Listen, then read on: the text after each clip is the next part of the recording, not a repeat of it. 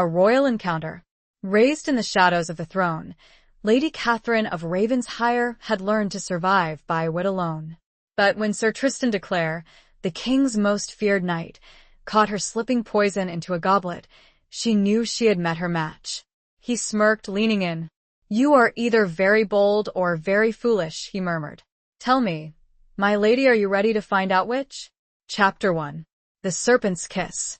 The great hall of Auburn Castle throbbed with the low hum of hushed conversations and the clinking of silver against fine porcelain.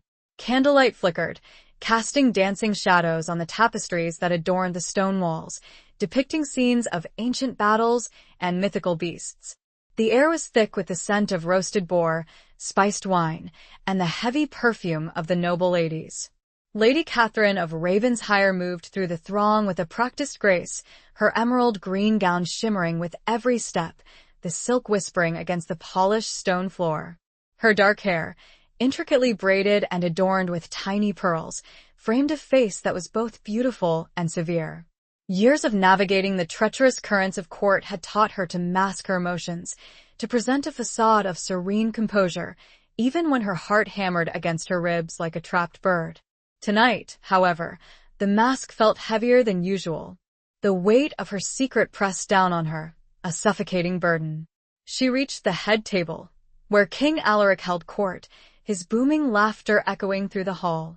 Beside him sat Queen Isolde, her icy beauty a stark contrast to the king's boisterous nature. Catherine dipped into a low curtsy, her eyes carefully avoiding the queen's piercing gaze. Isolde, a woman whose ambition was as sharp as her cheekbones, had always viewed Catherine with a thinly veiled suspicion.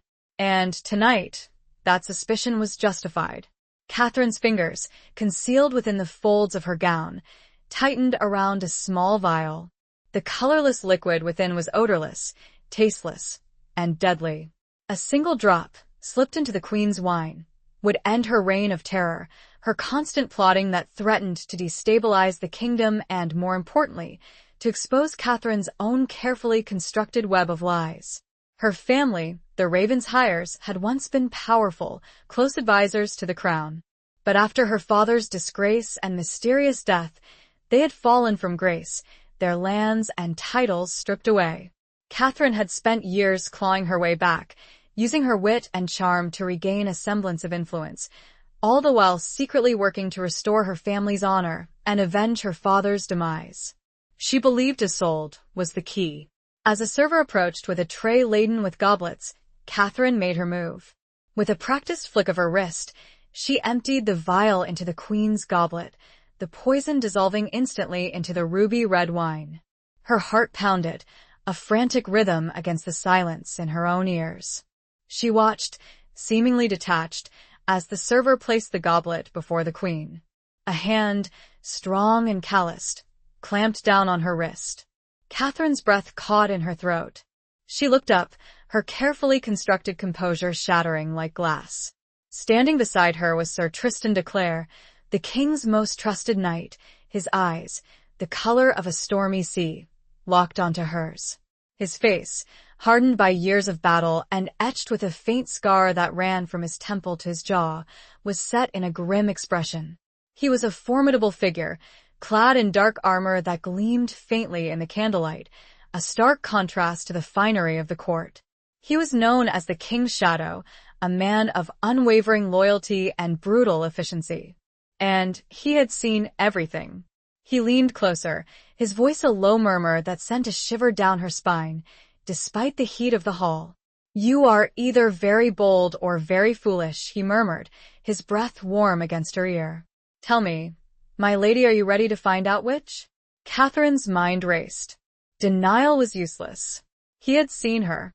She could try to brazen it out, claim it was a misunderstanding, but the look in his eyes told her that he knew the truth.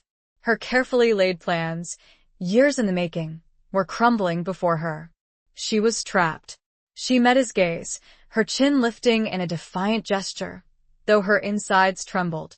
"Perhaps I am both, Sir Knight," she replied, her voice surprisingly steady. "But I assure you, my actions have a purpose." Tristan's grip on her wrist tightened, but his eyes held a flicker of something that might have been curiosity. A purpose that involves poisoning the queen? He asked, his voice devoid of inflection. A purpose that involves protecting the realm, Catherine countered, her voice dropping to a whisper. From a threat far greater than you can imagine. He raised a skeptical eyebrow. And you believe you are the only one who can see this threat? Catherine hesitated. She couldn't reveal her full plan, not yet. Not to him. She knew his reputation. He was unyielding, loyal only to the king. But she also sensed a depth to him, a hidden complexity beneath the hardened exterior. Perhaps, just perhaps, she could use that to her advantage. I believe, she said slowly, choosing her words carefully, that the queen is not what she seems. And that her actions are endangering the king and the entire kingdom. Tristan's gaze flickered to the queen, who was now raising the poisoned goblet to her lips. He was silent for a moment, his eyes narrowed in thought. The seconds stretched out, an eternity in the suffocating silence between them. The fate of the kingdom and Catherine's own life hung in the balance. He released his hand abruptly. He did not signal the guards. He did not shout an alarm. Instead, he turned his back to the queen, shielding Catherine from view with his broad shoulders. He then took a goblet that the server held, and without breaking eye contact with Catherine, switched her poisoned goblet with a fresh one. Tell me everything, he said, his voice low and urgent, the sounds of the feast fading into a distant hum. And pray, Lady Catherine, that you can convince me of your innocence and your loyalty. The air crackled with unspoken tension, a silent promise of danger and, perhaps, something more. The game had begun. Chapter 2. The Knight's Accusation. The tapestry-lined corridor outside the great hall was dimly lit by flickering torches, casting long, dancing shadows that seemed to writhe with a life of their own. The sounds of revelry were muffled, replaced by the steady rhythm of Tristan's armored footsteps and the rustle of Catherine's silk gown as he led her away from the feast. He hadn't spoken a word since their exchange in the hall, his silence more intimidating than any shouted accusation. His hand rested lightly on the small of her back, a gesture that was both protective and possessive, sending a confusing mix of fear and something else through Catherine. He stopped before a heavy oak door, its surface carved with intricate designs of snarling wolves and intertwined serpents, the crest of House de Clare. He pushed it open, revealing a small, sparsely furnished chamber. A single window, covered with thick iron bars, offered a sliver of a view of the moonlit courtyard below. A fire crackled merrily in a hearth, casting a warm glow on the stone walls, but doing little to ease the chill that had settled deep in Catherine's bones. This was his private chamber, she realized, a place where few were ever invited. The intimacy of the setting, the stark contrast to the crowded, public hall, heightened the tension between them. He closed the door behind them, the sound echoing like a thunderclap in the silence. Tristan turned to face her, his expression unreadable in the flickering firelight. He removed his helmet, placing it on a nearby table, revealing his dark, closely cropped hair and the sharp lines of his face. The scar that bisected his face seemed more pronounced in the dim light, a reminder of his past battles, his inherent danger. Now, Lady Catherine, he said, his voice devoid of any warmth, you will tell me everything. And I advise you to choose your words with extreme care. Your life may depend on it. Catherine swallowed, her throat dry. She had anticipated interrogation, but the sheer intensity of his gaze, the unwavering focus, was unnerving. She had faced down scheming courtiers, manipulative rivals, but this was different. This was a man who saw through facades, who demanded truth with the same ruthlessness he wielded his sword. I meant the queen no harm, she began, her voice trembling slightly, despite her efforts to control it. Tristan raised a skeptical eyebrow. You poured poison into her goblet. That is hardly a gesture of goodwill. It was a preventative measure, Catherine said, choosing her words carefully. The queen, she is a danger to the king. To the realm. Explain, he commanded, his voice sharp and unwavering. Catherine hesitated. She couldn't reveal the full extent of her suspicions, not yet. She didn't know him well enough to trust him, despite the strange, unsettling connection that seemed to spark between them. She had to tread carefully, revealing enough to pique his interest, but not enough to expose herself completely. "The Queen has been cultivating alliances," she said slowly, "with lords who are known to be disloyal to the king. She has been amassing power, influence for what purpose, I can only speculate. But I fear it is not for the good of the kingdom." Tristan leaned back against the table, his arms crossed over his chest, his eyes never leaving her face. "And you have proof of this?" Catherine shook her head. "Not concrete proof. Not yet. But I have seen things, heard things, whispers in the corridors, coded messages enough to raise serious concerns." "Whispers," he repeated, his voice laced with skepticism. "Coded messages. This is hardly compelling evidence, Lady Catherine. It sounds more like the fabrications of a desperate woman trying to save herself." His words stung, but Catherine refused to back down. "I am not fabricating anything," she said, her voice rising slightly. "I am risking my life to protect the king, to expose a conspiracy that threatens to tear this kingdom apart." "And why would you do that?" Tristan asked, his gaze piercing. "What is your stake in this? Your family is hardly known for its unwavering loyalty to the crown." The mention of her family, the reminder of their fallen status, sent a wave of pain and anger through Catherine. Her father's death, the injustice of their disgrace, it was a wound that had never fully healed. "My family's past is irrelevant," she said, her voice tight with emotion. "I am acting out of loyalty to the king, to the realm. I believe that is a duty that transcends personal grievances." Tristan studied her for a long moment, his expression unreadable. The silence stretched out, punctuated only by the crackling of the fire and the frantic beating of Catherine's heart. She could feel his doubt, his suspicion, but she also sensed something else, a flicker of understanding, perhaps even respect. Finally he spoke. "I do not believe you," he said, his voice flat. "But neither do I believe you are entirely lying. There is something you are not telling me, Lady Catherine. Something you are holding back." He moved closer, his presence filling the small chamber, his shadow looming over her. Catherine felt a tremor of fear, but she stood her ground, meeting his gaze with a defiance she didn't quite feel. "I have told you all I can for now," she said, her voice barely a whisper. "I need time to gather more evidence, to prove my claims." Tristan's eyes narrowed. "Time is a luxury you may not have," he said. "The Queen is not a fool. She will know something is amiss. And if she suspects you," he didn't finish the sentence, but the implication was clear. Catherine's life was in danger, not just from the Queen, but from Tristan himself. He was the king's loyal servant, and if he believed she was a threat, he would not hesitate to act. "I understand the risks," Catherine said, her voice surprisingly steady. "But I am willing to take them, for the sake of the kingdom." Tristan was silent for another long moment, his gaze searching, probing. Then, to Catherine's surprise, a flicker of something that might have been admiration crossed his face. "Very well, Lady Catherine," he said, his voice softening slightly. "I will give you time. But know this, I will be watching you. Every move you make, every word you speak. And if you betray my trust, if you prove to be a threat to the king, I will not hesitate to deal with you personally." He moved away from her, the tension in the room easing slightly, but the underlying threat remained. He had given her a reprieve, a chance to prove herself, but the price of failure was high. Catherine knew she was walking a tightrope, with danger lurking on both sides. She had entered a deadly game, and the stakes were higher than she had ever imagined. The night was far from over. Chapter 3. A bargain struck in shadow. The silence that followed Tristan's pronouncement was heavy, thick with unspoken implications. Catherine felt the weight of his gaze, the constant scrutiny, a palpable pressure that made it difficult to breathe.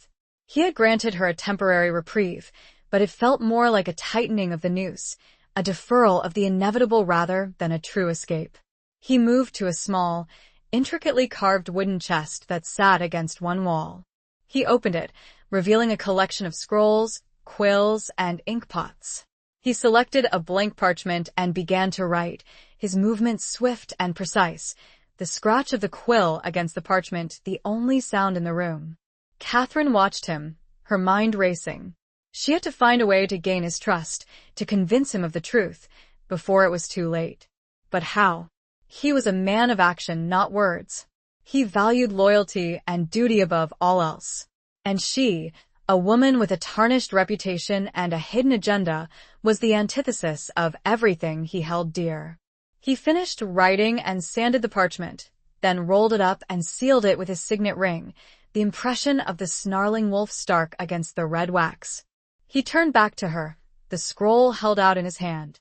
"This is a warrant," he said, his voice devoid of inflection. "It grants you access to certain parts of the castle, areas that are normally restricted. It will allow you to investigate your claims." Catherine took the scroll, her fingers brushing against his. A jolt of electricity, unexpected and unsettling, shot through her. She quickly withdrew her hand, her heart pounding. She unrolled the scroll, her eyes scanning the neatly written words. It was a carefully worded document, granting her limited access, but enough to be useful. "There are conditions," Tristan continued, his gaze unwavering. "You will report to me daily. You will share any information you uncover, no matter how insignificant it may seem. You will not speak of this to anyone. And you will not, under any circumstances, attempt to harm the Queen again." Catherine met his gaze, her expression serious. "I understand," she said. "And I agree to your conditions." "Good," he said, a hint of satisfaction in his voice. "Because if you break them, Lady Catherine, the consequences will be severe."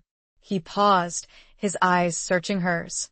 "I am giving you this chance," he said, his voice softening slightly, "because I believe there is more to you than meets the eye. I believe you are driven by something more than simple ambition or revenge. But I need to know what that is. I need to know who you truly are." His words, spoken with such intensity, struck a chord deep within Catherine. He saw her, not as a scheming noblewoman, but as a person, with her own complexities and motivations. It was a recognition she had not expected, a vulnerability she had not dared to hope for. She began, her voice faltering. "I am trying to protect my family, to restore their honor, to avenge my father's death." Tristan's expression remained unchanged, but his eyes held a flicker of understanding. "Your father was accused of treason," he said. "He was found guilty and executed. He was framed," Catherine said, her voice tight with emotion. "He was loyal to the king, to the realm. He was betrayed by those he trusted." "And you believe the Queen was involved?" Tristan asked. Catherine hesitated. "I believe she knows more than she lets on," she said. "I believe she holds the key to uncovering the truth." Tristan was silent for a moment, his gaze thoughtful.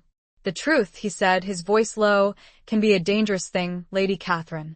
It can shatter illusions, destroy lives. Are you prepared for that?" Catherine met his gaze, her chin lifting in a defiant gesture. "I am prepared for anything," she said. "I have nothing left to lose." A faint smile touched Tristan's lips, a fleeting expression that transformed his face, making him appear almost human. "Perhaps," he said, "that is what makes you so dangerous." He turned away from her, moving to the window and gazing out at the moonlit courtyard. The silence returned, but it was a different kind of silence now, charged with a new understanding, a fragile alliance forged in the shadows. "You may begin your investigation tomorrow," he said, his voice barely a whisper. "But remember, Lady Catherine, I will be watching. And I will be waiting." He gestured towards the door, a silent dismissal. Catherine dipped into a curtsy, her heart a mixture of fear and a strange, unexpected hope. She had been given a chance, a dangerous opportunity to prove herself. She would not waste it. As she walked back through the corridors, the scroll clutched tightly in her hand, she felt a new determination, a sense of purpose that had been missing for so long. She was playing a dangerous game, but she was no longer alone. She had an unlikely ally, a knight shrouded in shadow, a man who saw both her darkness and her light. And that, she realized, might be the most dangerous thing of all. The corridors felt colder, the shadows deeper, as she contemplated what morning would bring. Chapter 4. The Whispers of Raven's Hire. The dawnlight, pale and hesitant, filtered through the narrow window of Catherine's chamber, painting the stone floor in shades of gray and silver. She had slept little, her mind replaying the events of the previous night, the encounter with Tristan, the bargain they had struck. The warrant, still clutched in her hand, felt heavy, a tangible symbol of the dangerous path she had chosen. She rose and dressed quickly, choosing a simple gown of dark blue wool, practical and unadorned. She needed to blend in, to observe without drawing attention to herself. She braided her hair tightly, securing it with a plain leather thong, eschewing any jewels or ornaments. Today, she was not Lady Catherine of Raven's Hire, the disgraced noblewoman. She was a shadow, a seeker of truth, a whisper in the corridors of power.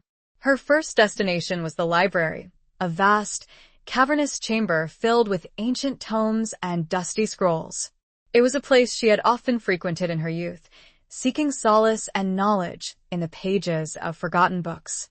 But today, her purpose was different. She was searching for clues, for any mention of her father, his downfall, the names of those who had betrayed him. She spent hours poring over historical records, court documents, and personal letters, her eyes scanning the faded ink, her fingers tracing the brittle parchment. The air was thick with the scent of dust and old paper, a comforting aroma that evoked memories of her father, of his gentle voice reading aloud to her in this very room. She found little of direct relevance, but she did uncover some intriguing details. A series of coded entries in the royal ledger, referring to payments made to unknown individuals around the time of her father's arrest. A hastily written note, tucked within a book on ancient prophecies, mentioning a secret society operating within the court, dedicated to purifying the realm. And a recurring symbol, a serpent coiled around a dagger, appearing in various documents, always associated with secrecy and intrigue. These were fragments, whispers, but they were enough to fuel her suspicions, to confirm that her father had been caught in a web of deceit far more complex than she had imagined. She carefully copied the relevant passages onto a fresh parchment, concealing it within the folds of her gown. As the day wore on, she moved through the castle, observing, listening, gathering information. She spoke to servants, guards, and even a few of the lower-ranking nobles, always careful to keep her questions casual, her demeanor unassuming. She learned that the queen had been spending an unusual amount of time in the company of Lord Valerius, a powerful and ambitious nobleman known for his ruthlessness and his disdain for the king. She also discovered that several members of the king's guard had been replaced in recent weeks, their replacements all loyal to Valerius. These were troubling developments, confirming her fears that the queen's conspiracy was spreading, its tendrils reaching into every corner of the court. She felt a growing sense of urgency, a need to act quickly before it was too late. As evening approached, she returned to her chamber, exhausted but determined. She had gathered a significant amount of information, enough to present to Tristan, to prove that her suspicions were not unfounded. But she also knew that she was walking a dangerous path, that every step she took brought her closer to the precipice. She lit a single candle, its flickering flame casting long shadows on the walls. She spread out the parchment she had copied, studying the coded entries, the cryptic notes, the recurring symbol of the serpent and dagger. She needed to decipher their meaning, to unravel the secrets they held. A soft knock on the door startled her. She quickly gathered the parchment, concealing it beneath a cushion. She opened the door to find Tristan standing there, his expression unreadable in the dim light. "I came to see if you had made any progress," he said, his voice low. Catherine hesitated, then stepped aside, allowing him to enter. She closed the door behind him, her heart pounding. She had anticipated this meeting, but she still felt a tremor of unease. "I have uncovered some things," she said, her voice carefully neutral. "Some disturbing things." She retrieved the parchment and handed it to him. He took it, his eyes scanning the copied passages, his brow furrowing in concentration. The silence stretched out, punctuated only by the crackling of the candle and the rustling of the parchment. "This," he said slowly, "is troubling. If true." "It is true," Catherine said, her voice firm. "I have seen the evidence with my own eyes." Tristan looked up at her, his gaze searching. "And what do you believe it means?" Catherine took a deep breath.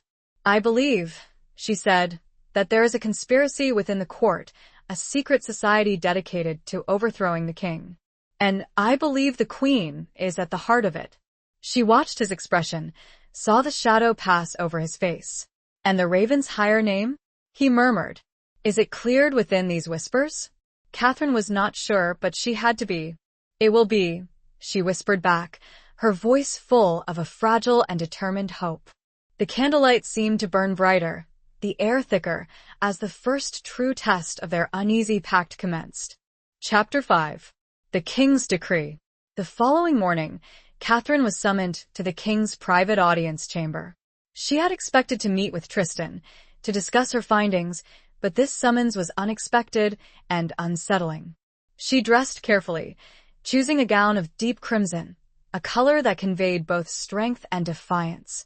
She needed to project an image of confidence, even though her insides were churning with anxiety. The audience chamber was a smaller, more intimate version of the Great Hall, but no less opulent. Tapestries depicting scenes of royal hunts and victorious battles adorned the walls. Sunlight streamed through tall, arched windows, illuminating the dust motes dancing in the air. King Alaric sat on a raised dais, his imposing figure clad in richly embroidered robes. He was a large man, with a booming voice and a hearty laugh, but Catherine knew that beneath the jovial exterior lay a shrewd and ruthless ruler. Beside the king stood Tristan, his expression impassive, his eyes fixed on Catherine as she approached. He gave no sign of recognition, no indication of their clandestine meetings, their shared secrets. He was the king's shadow, and in this setting, he was nothing more. Catherine dipped into a low curtsy, her eyes carefully avoiding the king's gaze. "Your Majesty," she said, her voice respectful but firm. "You summon me?" "Lady Catherine," the king said, his voice booming through the chamber. "I have heard disturbing rumors. Rumors of plots and conspiracies, of whispers in the corridors." Catherine's heart pounded. Had Tristan betrayed her? Had he revealed her suspicions to the king? She glanced at him, but his face remained unreadable. "Rumors, Your Majesty?" she said, her voice carefully neutral.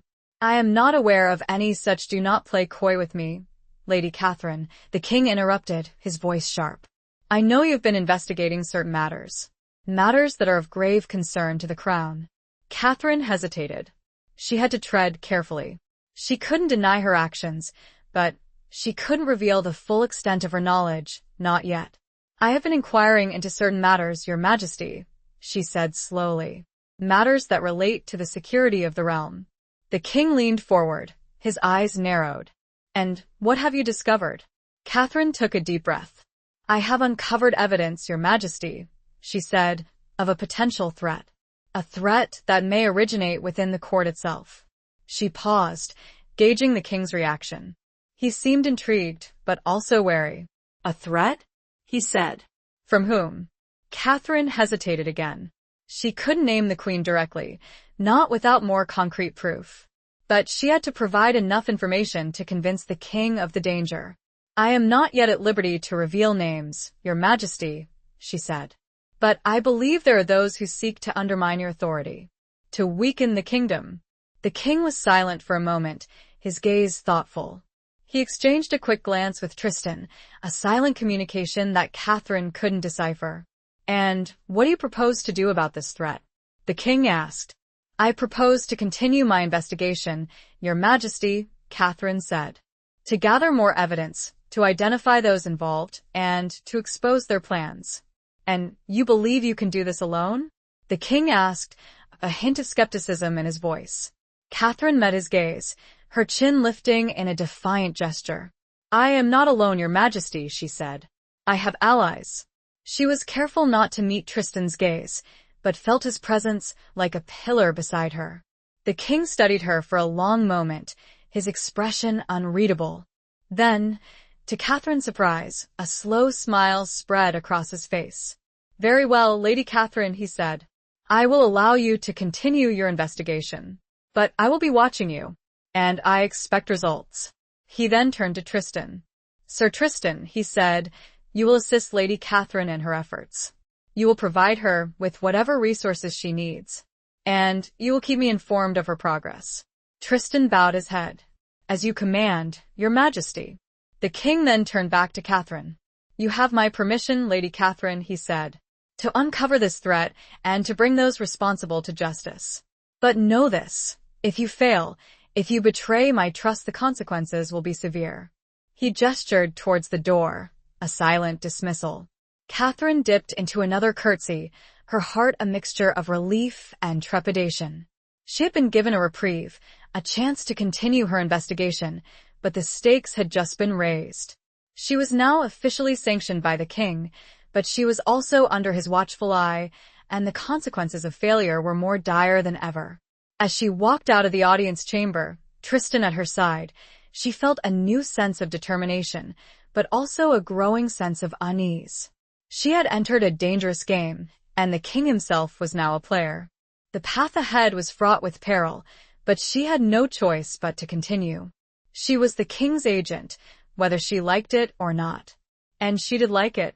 It tasted of power and of vindication, long denied.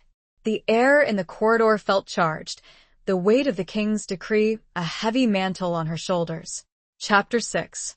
The Tournament of Shadows. The annual tournament of Auburn was a spectacle of color, sound, and raw energy. Banners bearing the crests of noble houses flapped in the breeze. The air vibrated with the clash of steel on steel, the roar of the crowd, and the blare of trumpets. Knights, clad in gleaming armor, their horses adorned with elaborate trappings, competed in jousts, melees, and archery contests, vying for glory, honor, and the favor of the king. Catherine, however, saw the tournament as more than just a display of martial prowess. It was an opportunity, a chance to observe the key players in the court, to gauge their alliances, to uncover any hidden tensions or rivalries that might be exploited. She moved through the throng, her crimson gown making her stand out amidst the crowd, but her demeanor was carefully guarded, her eyes constantly scanning the scene.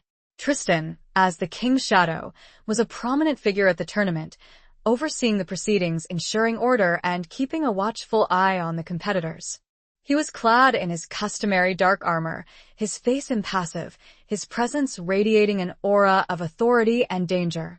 He seemed to be everywhere at once, his gaze sweeping the crowd, missing nothing. Catherine watched him from afar, observing his interactions with the other nobles, his subtle gestures, his unspoken commands. She noticed how he favored Lord Valerius with a curt nod, a gesture that seemed to acknowledge their shared power, their mutual understanding. She also saw how he avoided eye contact with Lady Isolde, the queen, a subtle sign of the tension that simmered beneath the surface of the court. The jousting competition was the highlight of the tournament, a thrilling display of skill and courage. Knights charged at each other, their lances lowered, the impact of their collision echoing through the arena. Catherine watched, her heart pounding with a mixture of excitement and apprehension. She knew that the joust was more than just a game, it was a symbolic battle, a reflection of the power struggles that played out in the corridors of the castle. As the final joust approached, Catherine noticed a commotion near the royal box. Lord Valerius was arguing with one of the king's guards, his voice raised in anger. She moved closer, discreetly, trying to overhear their conversation. "I demand to see the king," Valerius was saying, his face flushed with rage. "I have urgent information for him. Information that cannot wait." The guard, a young man, newly appointed, stood his ground. "The king is unavailable at the moment, my lord," he said. "He is watching the joust. I cannot disturb him." Valerius's hand went to the hilt of his sword. "You dare to defy me?" he snarled. "I am the king's advisor. I have the right to see him whenever I wish." Tristan, who had been observing the scene from across the arena, moved swiftly towards them. He intervened before the situation could escalate, his voice calm but firm. "Lord Valerius," he said, What is the meaning of this disturbance? Valerius turned to him, his anger momentarily abated. Sir Tristan, he said, I have urgent information for the king. It concerns a threat to the realm. Tristan's eyes narrowed. A threat? He said. What kind of threat? Valerius hesitated, glancing around at the crowd. I cannot speak of it here, he said. It is a matter of grave sensitivity. Tristan was silent for a moment, his gaze thoughtful. Then he nodded. Very well, he said. Follow me. He led Valerius away from the royal box, towards a secluded area behind the stands. Catherine, her curiosity piqued, followed them discreetly, keeping a safe distance, but close enough to overhear their conversation. Now, Lord Valerius, Tristan said, his voice low, tell me what this is about. Valerius leaned closer, his voice barely a whisper. I have discovered a plot, he said. A conspiracy to overthrow the king. And I believe Lady Catherine of Ravensshire is involved. Catherine's breath caught in her throat. She had been betrayed. Valerius had turned the tables on her, accusing her of the very crime she was trying to expose.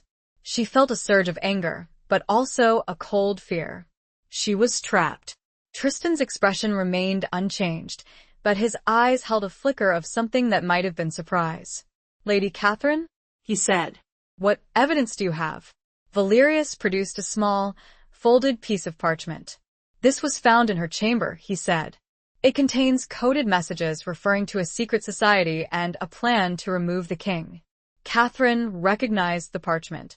It was one of the documents she had copied in the library, containing the cryptic entries about the Serpent and Dagger Society. Valerius had somehow obtained it, twisting its meaning to incriminate her. Tristan took the parchment, his eyes scanning the contents. He was silent for a long moment, his expression unreadable. Catherine held her breath, her fate hanging in the balance. The sounds of the tournament seemed to fade away, replaced by the frantic beating of her own heart. She was caught between two powerful men and trapped by her own evidence. It was a perfect, devastating trap. Chapter 7. Masks and Deceptions. The air crackled with tension, the silence punctuated only by the distant roar of the crowd and the faint clatter of hooves from the tournament grounds. Catherine watched Tristan, her heart pounding against her ribs like a trapped bird. His face was a mask, revealing nothing of his thoughts, his emotions. He held her fate in his hands, the forged evidence a damning indictment in the eyes of the court. This, Tristan said slowly, his voice carefully neutral, is serious. If true. Valerius nodded, his expression smug. It is true, Sir Tristan, he said. I have other evidence as well. Witnesses who have seen her associating with known enemies of the king. Catherine wanted to scream, to protest her innocence, but she knew it was useless. Valerius had crafted a convincing narrative, and Tristan, the king's loyal servant, would be duty-bound to believe him. Or would he? Tristan turned his gaze to Catherine, his eyes piercing, searching. Lady Catherine, he said, his voice low, do you have anything to say in your defense? Catherine met his gaze, her chin lifting in a defiant gesture, even though her insides were trembling. The parchment is mine, she said, her voice surprisingly steady. But its contents have been misinterpreted. I am not a traitor. I am trying to protect the king. Protect the king? Valerius scoffed. By plotting his overthrow? I am not plotting his overthrow, Catherine said, her voice rising slightly. I am trying to expose a conspiracy, a secret society that threatens the realm. And you, Lord Valerius, are a part of it. Valerius's face flushed with anger. You dare to accuse me? He snarled. You, a disgraced noblewoman, with a history of treason in your family? My family's past is irrelevant, Catherine said. I am speaking of the present, of the threat that you and your allies pose to the king. Tristan held up a hand, silencing them both. Enough, he said, his voice sharp. This is not the place for accusations and recriminations. We will resolve this matter privately. He turned to Valerius. Lord Valerius, he said, you will return to the royal box. You will say nothing of this to anyone. I will deal with this matter personally. Valerius hesitated, his eyes flickering between Tristan and Catherine. He clearly wanted to see Catherine arrested, punished, but he dared not defy Tristan's authority. "As you wish, Sir Tristan," he said, his voice tight with suppressed anger. He bowed stiffly and walked away, his back ramrod straight. Tristan turned back to Catherine, his expression unreadable. He led her a little further away from the stands, to a small, deserted tent used by the tournament officials. He closed the flap behind them, plunging them into semi-darkness. "Now, Lady Catherine," he said, his voice low and urgent, "you will tell me the truth. The whole truth. What is this conspiracy? Who is involved? And what is your role in it?" Catherine took a deep breath, her heart still pounding. She had a choice to make. She could continue to deny, to obfuscate, but she sensed that Tristan would see through her lies. Or she could trust him, reveal everything, and hope that he would believe her. She chose the latter. "The conspiracy," she said, her voice barely a whisper, "is real. It is led by a secret society, known as the Serpent's Coil. They seek to overthrow the king and install a puppet ruler on the throne. One they can control." Tristan's eyes narrowed. "And who is this puppet ruler?" Catherine hesitated, then took the plunge. "Lord Valerius," she said. "He is their chosen candidate." Tristan was silent for a moment, his gaze intense. "And the queen?" he asked. "Is she involved?" Catherine nodded. "I believe so," she said. "She is cultivating Valerius, providing him with resources, influence. She is the power behind the throne, the true leader of the Serpent's Coil." Tristan's expression remained unchanged, but his eyes held a flicker of something. Disbelief? Anger? Catherine couldn't tell. "And your role in all of this?" he asked. "Why are you investigating this conspiracy? What is your motivation?" Catherine met his gaze, her eyes filled with a mixture of pain and determination. "My father," she said, her voice trembling slightly. "He was a member of the King's Council. He was loyal to the king, to the realm. But he was framed, accused of treason, executed. I believe the Serpent's Coil was responsible. They silenced him because he knew too much." "And you seek revenge?" Tristan asked. Catherine shook her head. "Not revenge," she said. "Justice. I want to clear my father's name, to restore my family's honor, and to protect the king from those who would betray him." The silence stretched out, the air thick with unspoken emotions. Catherine had laid bare her soul, her secrets, her vulnerabilities.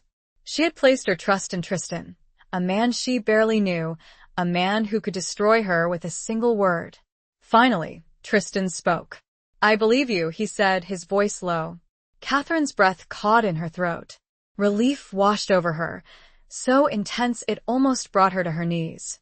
He believed her. He had chosen to trust her, despite the evidence, despite the risks.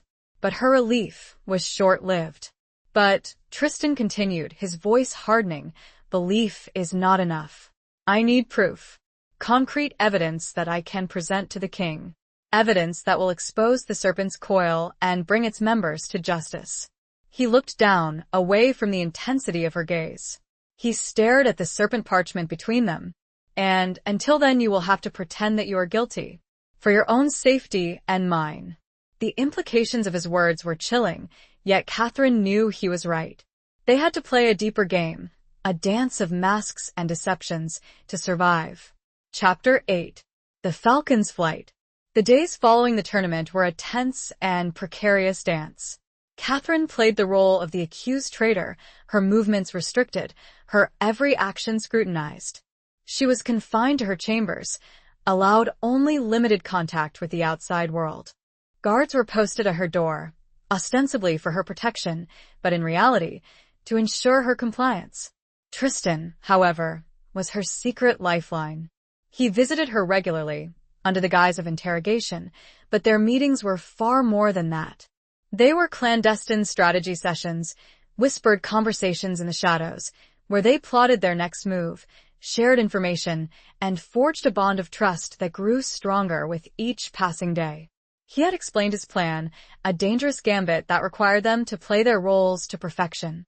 He would publicly maintain the appearance of suspicion towards Catherine, while secretly working to gather evidence against Valerius and the Queen. He would use his position as the king's shadow to gain access to restricted areas, to interrogate witnesses, to uncover the secrets of the serpent's coil. Catherine, in turn, would use her confinement to her advantage. She would study the documents she had collected, decipher the coded messages, and try to identify the other members of the conspiracy. She would also use her limited interactions with the outside world to gather information, to sow seeds of doubt, to manipulate those who believed her to be guilty. One evening, Tristan brought her a new piece of information, a crucial piece of the puzzle. "I have discovered the location of the Serpent's Coil's secret meeting place," he said, his voice low. "It is an abandoned monastery, hidden deep within the Blackwood Forest." Catherine's eyes widened. The Blackwood Forest was a dark and dangerous place, rumored to be haunted by ancient spirits and wild beasts. It was the perfect hiding place for a secret society. "How did you find it?" she asked. "A coded message," Tristan said, "intercepted from one of Valerius's couriers. It mentioned a falcon's flight from the serpent's nest. I recognized the falcon as a symbol of the monastery, which was once used as a hunting lodge by the royal family." "We need to go there," Catherine said. "We need to see what they are planning." Tristan nodded. "I agree," he said. "But it is too dangerous for you to go alone. I will accompany you." Catherine hesitated. She knew the risks, but she also knew that she couldn't stay behind. She needed to be there, to see the truth with her own eyes. "Very well," she said. "But we need to be careful. We cannot afford to be discovered." They planned their journey meticulously, choosing a moonless night, disguising themselves as simple travelers, and taking a circuitous route to avoid detection. They left the castle under cover of darkness, slipping through a secret passage that Tristan knew, a passage used by the royal family in times of emergency. The journey through the Blackwood Forest was treacherous, the path shrouded in darkness, the air thick with the scent of damp earth and decaying leaves. Strange sounds echoed through the trees, the rustling of unseen creatures, the hooting of owls, the howling of wolves. Catherine felt a tremor of fear, but Tristan's presence beside her, his hand resting lightly on the hilt of his sword, gave her courage. They reached the abandoned monastery just before dawn. It was a crumbling stone structure, overgrown with ivy and moss, its windows dark and empty, its doors hanging precariously on their hinges. It looked deserted, abandoned, but Catherine knew that beneath the surface, secrets lurked. They approached cautiously, circling the building, searching for a way in. They found a small, hidden door, concealed behind a thicket of bushes. Tristan forced it open, the rusty hinges groaning in protest. They stepped inside, their senses on high alert. The air was cold and damp, the silence broken only by the dripping of water and the scurrying of rats. They moved through the crumbling corridors, their footsteps echoing eerily, their shadows dancing on the walls. They discovered a large, central chamber, its walls lined with faded frescoes depicting scenes of religious rituals. In the center of the chamber, a stone altar stood, its surface stained with dark, dried liquid. Catherine recognized the symbol of the serpent's coil carved into the altar, a serpent coiled around a dagger. This was their meeting place, the heart of their conspiracy. Suddenly, they heard voices, approaching from a nearby corridor. They quickly concealed themselves behind a crumbling pillar, their hearts pounding. Valerius entered the chamber, followed by several other figures, their faces obscured by hooded cloaks. Catherine recognized the queen's voice, her soft, sibilant tones unmistakable. "The time has come," Valerius was saying. "The king is weak, vulnerable. We must strike now, before he discovers our plans." "And what of the Raven's hire woman?" the queen asked. "She is a threat. She knows too much." "She is under control," Valerius said. "Tristan is watching her. She will not be a problem." Catherine felt Tristan tense, felt the anger burning in his eyes. He had kept her alive, kept her safe, at his own risk. "We must be sure," the queen said. "She must be silenced. Permanently." Catherine's blood ran cold. She knew that her life was in danger, that the queen would not hesitate to eliminate her. But she also knew that she had to stay hidden, that she had to gather more evidence to expose their plot. The meeting continued, the conspirators discussing their plans, their voices low and urgent. Catherine listened intently, memorizing every detail, every name, every piece of information that could be used against them. As the meeting drew to a close, Tristan and Catherine slipped away unnoticed, their hearts pounding with a mixture of fear and exhilaration. They had witnessed the serpent's coil in its lair, had heard their plans, their intentions. They had the evidence they needed. As they made their way back to the castle, the first rays of dawn painting the sky a pale pink, Catherine felt a new sense of determination, a fierce resolve to bring the conspirators to justice. The falcon had flown, and it had returned with the serpent in its talons. But how to deliver it to the king?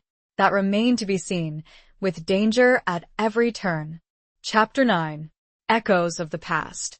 Back within the castle walls, the weight of their discovery pressed heavily upon Catherine and Tristan. They had the truth, the damning evidence, but presenting it to the king was a perilous task. The queen and Valerius held significant sway, and any direct accusation without irrefutable proof could be twisted against them, painting them as the conspirators. Tristan, using his position as the king's shadow, began to subtly shift the pieces on the board. He requested access to the royal archives, citing a need to verify historical precedents for upcoming decrees, a flimsy excuse, but one that allowed him to delve deeper into the court's records, searching for any corroborating evidence, any overlooked detail that could strengthen their case. Catherine, meanwhile, was not idle. Though confined, she used her sharp mind and keen observation skills.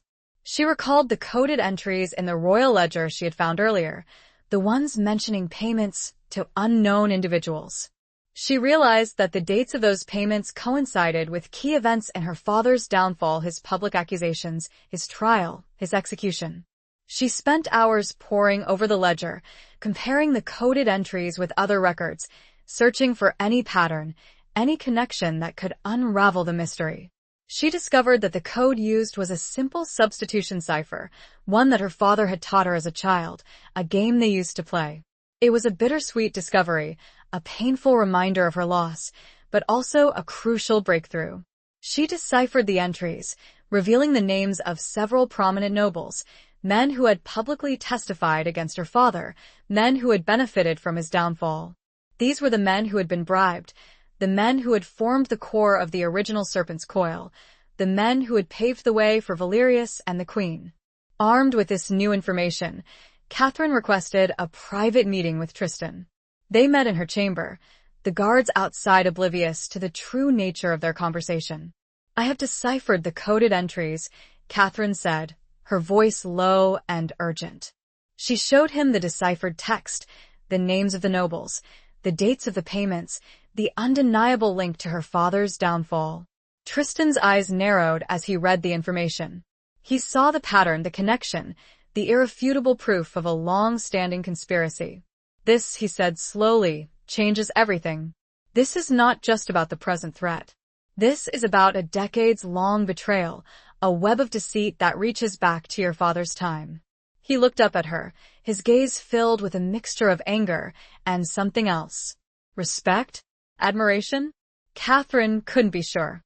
"Your father was innocent," he said, his voice firm. "He was framed. Murdered." Catherine felt a surge of emotion, a wave of grief and vindication. Her father's name had been cleared, his honor restored. But the fight was not over. "We need to present this to the king," she said. "But we need to do it carefully. We cannot risk alerting Valerius or the queen." Tristan nodded. "I have a plan," he said. He outlined a strategy, a daring and intricate maneuver that involved manipulating the king's trust, exploiting the court's rivalries, and using the upcoming royal feast as the stage for their final confrontation. The royal feast was a grand affair, held in the Great Hall, the same hall where Catherine had first attempted to poison the queen. The atmosphere was tense, the air thick with unspoken suspicions and hidden agendas. Catherine, still playing the role of the accused traitor, was seated far from the royal table, a deliberate slight intended to humiliate her. But she bore the indignity with grace, her head held high, her eyes constantly scanning the room. Tristan, as the king's shadow, moved freely among the guests, his presence a constant reminder of the king's authority. He subtly orchestrated the seating arrangements, placing key figures in strategic positions, creating opportunities for whispered conversations, for veiled accusations, for the seeds of doubt to be sown. As the feast progressed, Tristan made his move. He approached the king, his voice low and urgent, requesting a private audience. The king, intrigued by Tristan's demeanor, agreed. They retired to the king's private chamber, leaving the feast in a state of heightened anticipation. Catherine watched them go, her heart pounding with a mixture of hope and fear. The fate of the kingdom and her own life hung in the balance. Inside the chamber, Tristan presented the evidence to the king: the deciphered ledger entries, the intercepted messages, the testimony from the monastery. He laid out the entire conspiracy, exposing the queen's and Valerius's treachery, revealing the long-standing plot that had claimed Catherine's father's life and now threatened the king himself. The king listened in stunned silence, his face growing pale as the truth unfolded before him. He had trusted Valerius, had relied on the queen's counsel, had been blind to the web of deceit that surrounded him. The echoes of past betrayals resonated in the present, the weight of history bearing down on the fate of the kingdom. The present was more perilous, more charged than ever before. Chapter 10. The Lion's Denver. The king's silence stretched, heavy and suffocating, punctuated only by the crackling of the fire in the hearth and the faint sounds of revelry from the great hall. Tristan stood before him, his expression unreadable, his fate, along with Catherine's, hanging in the balance. He had presented the evidence, laid bare the truth, but the king's reaction was unpredictable. Alaric was a man of strong passions, prone to both fits of rage and acts of great generosity. He was also a man who valued loyalty above all else, and the betrayal of his trusted advisor and his own queen would be a blow that struck deep. Finally, the king spoke, his voice low and trembling with a barely contained fury. "Valerius is sold. They have betrayed me?" "Yes, your majesty," Tristan said, his voice firm. "They have plotted against you, against the realm. They are the leaders of the Serpent's Coil, a secret society that seeks to overthrow you and install Valerius on the throne." The king rose from his chair, his hands clenching into fists. He paced the chamber, his steps heavy, his breathing ragged. He looked every bit the wounded lion, his pride and power challenged, his trust shattered. "And Lady Catherine?" he asked, his voice still trembling. "What is her role in all of this?" "She is innocent, your majesty," Tristan said. "She has been framed by Valerius and the queen. She has been working to expose their conspiracy, to protect you, to avenge her father's death." The king stopped pacing and turned to face Tristan, his eyes filled with a mixture of suspicion and something else. Perhaps a glimmer of hope, a desperate need to believe in someone, in something. "Her father was a traitor," the king said, his voice challenging. "He was found guilty and executed." "He was framed, your majesty," Tristan said, "by the same people who are now plotting against you. The Serpent's Coil existed long before Valerius and the queen. It was responsible for your father's death, and now it seeks to claim yours." He presented the deciphered ledger entries, the evidence that Catherine had uncovered, the proof of her father's innocence. The king examined the documents, his brow furrowing in concentration. He saw the pattern, the connection, the undeniable truth. The silence returned, even more intense than before. The king was wrestling with his own demons, his own doubts, his own past. He had condemned an innocent man, had trusted the very people who were now plotting his downfall. Finally, he spoke, his voice filled with a newfound resolve, a steely determination that replaced the earlier trembling. "Bring them to me," he said. "Valerius, Isolde, and Lady Catherine. I will confront them. Here. Now." Tristan bowed. "As you command, your majesty." He left the chamber, his steps swift and purposeful. He returned to the great hall, where the feast was still in progress, the atmosphere thick with anticipation. He approached Valerius, who was seated at the high table, his expression smug, confident. "Lord Valerius," Tristan said, his voice calm but firm, "the king requests your presence." Immediately, Valerius's smile faded, replaced by a look of unease. He knew something was amiss. He had expected to be celebrating his victory, not facing the king's wrath. "What is the meaning of this, Sir Tristan?" he asked, his voice tight. "You'll find out soon enough," Tristan said. "Follow me." He then approached the queen, who was seated beside the empty throne, her expression regal, unconcerned. "Your Majesty," Tristan said, his voice respectful but firm, "the king requests your presence." In his private chamber, Isolde's eyes narrowed. She sensed the danger, the trap that was closing around her. But she maintained her composure, her mask of icy beauty firmly in place. "Very well, Sir Tristan," she said. "I will attend the king." Finally, Tristan approached Catherine, who was still seated at the far end of the hall, her expression guarded, her eyes filled with a mixture of hope and fear. "Lady Catherine," Tristan said, his voice low, "the king requests your presence. You are to come with me." Catherine rose from her seat, her head held high, her crimson gown shimmering in the candlelight.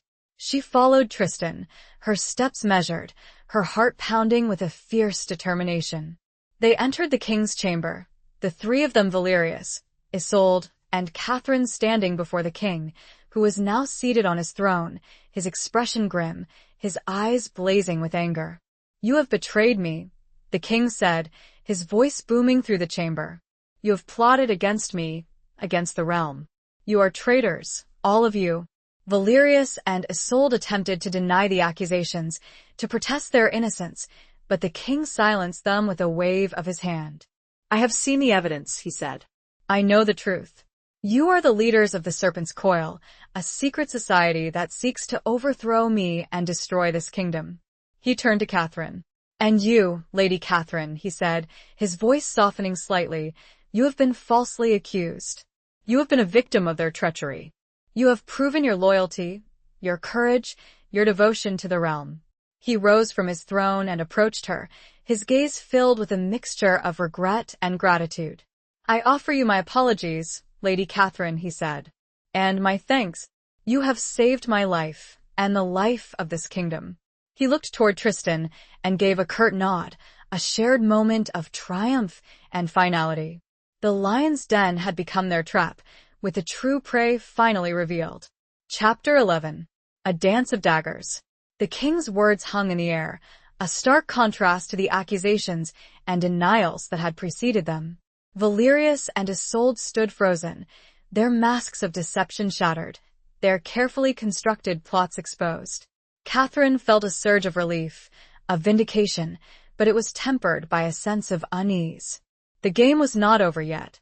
The serpent's coil might be exposed, but its fangs were still bared. "Guards!" the king roared, his voice echoing through the chamber. "Seize them!" Several guards, who had been stationed discreetly outside the door, rushed into the room, their swords drawn.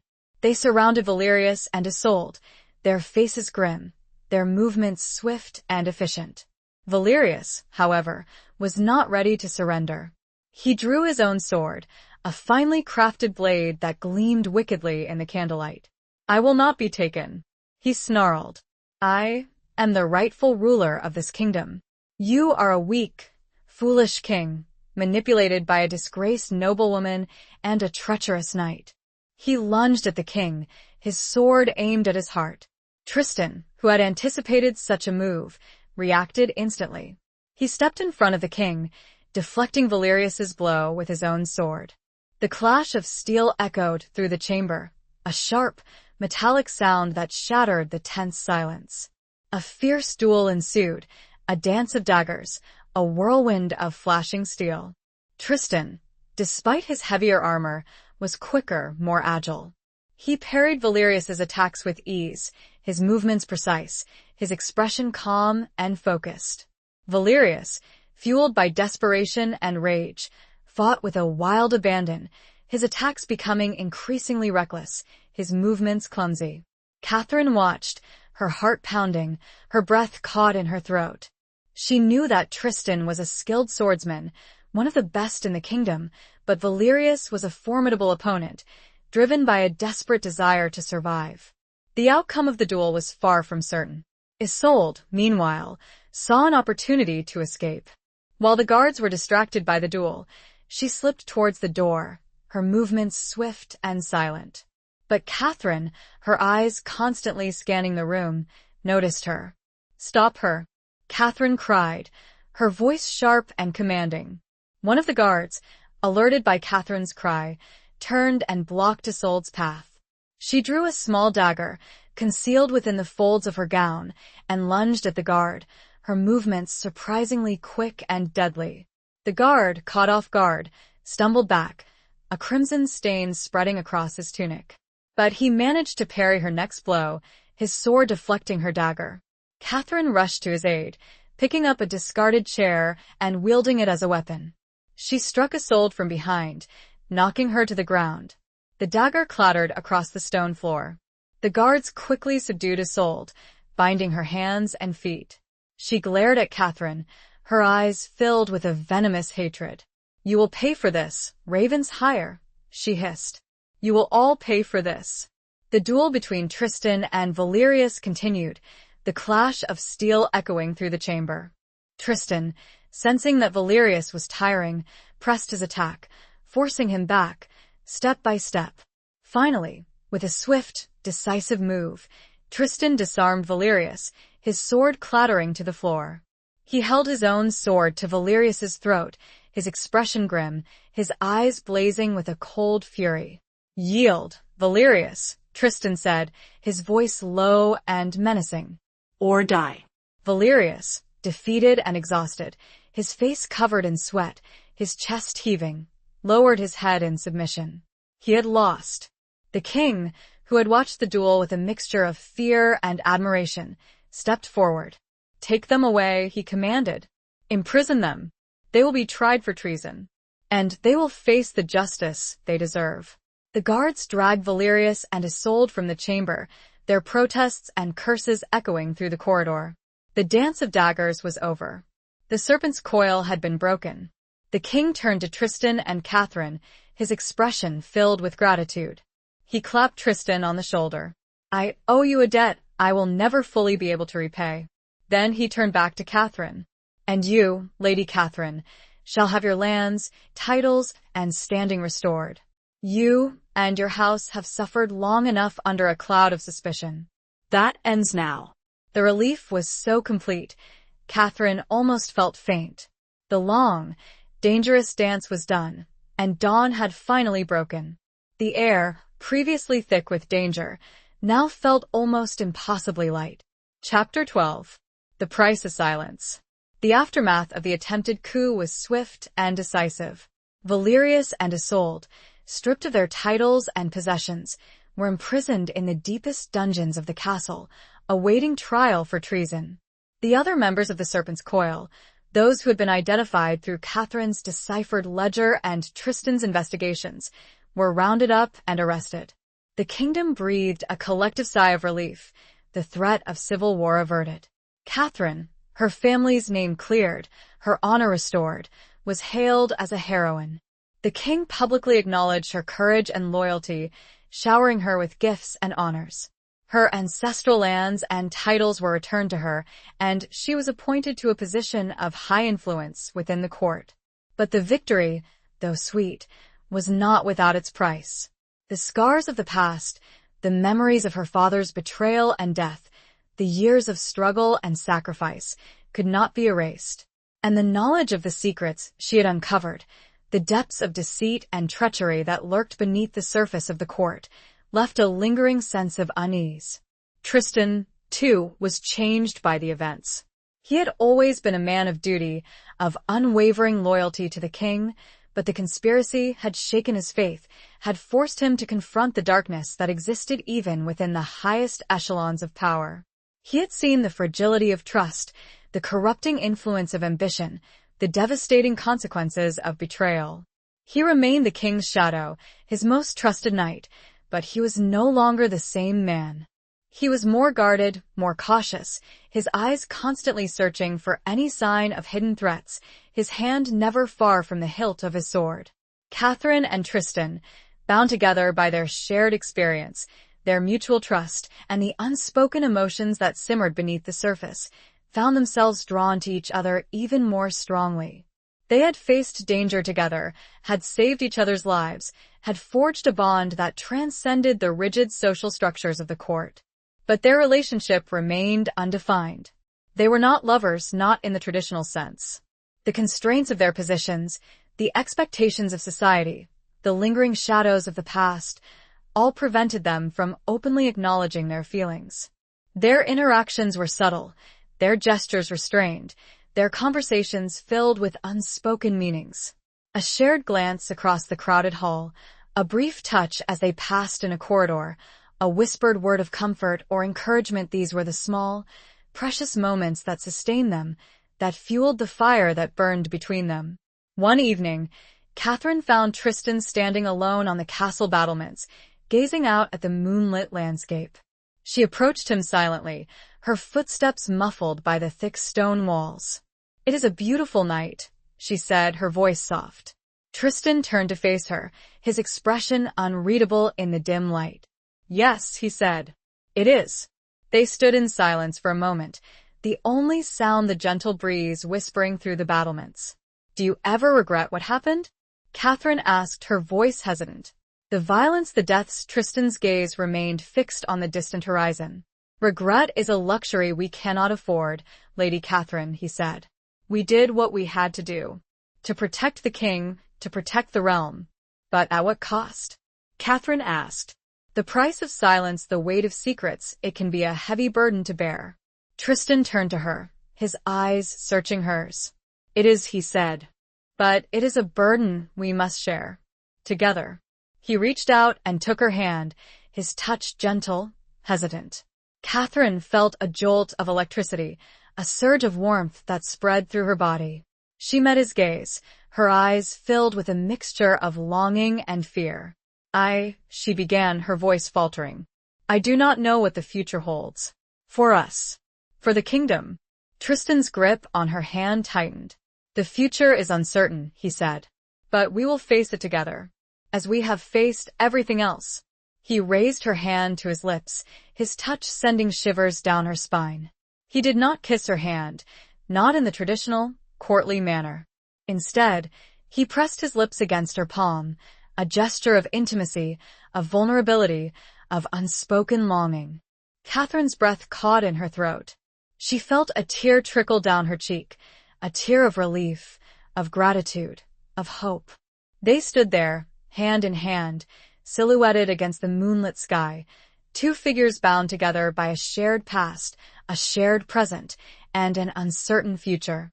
The price of silence had been high, but perhaps, just perhaps, the reward was worth it. They remained like that until the moon was high, the weight of what had passed pressing on what was yet to be.